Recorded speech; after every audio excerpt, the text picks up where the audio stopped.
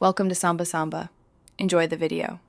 In this video, I will explain how to launch a browser using Selenium Webdriver. First, ensure you have Python installed. Then, open your terminal or command prompt and install the Selenium library using the pip install Selenium command. Next, download the specific browser driver, like Chrome driver or Gecko driver, that matches your browser's version. Place this driver in a location accessible by your system's path environment variable for easy access. Once Selenium is installed and your driver is ready, you can write your first script.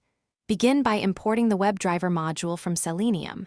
Then, create an instance of your chosen browser driver, for example, WebDriver. Chrome. This single line of code will automatically open a new browser window, ready for automation. It's a straightforward way to get your browser up and running.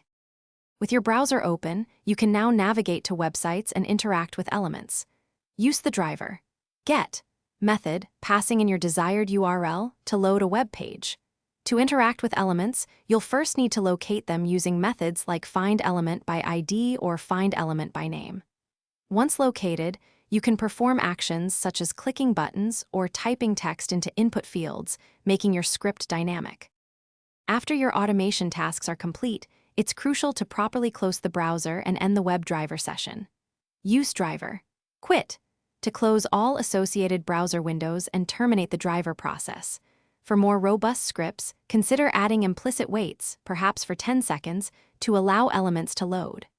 Also, implement error handling to gracefully manage unexpected issues, ensuring your automation runs smoothly. Thanks for watching. Consider subscribing if we helped you.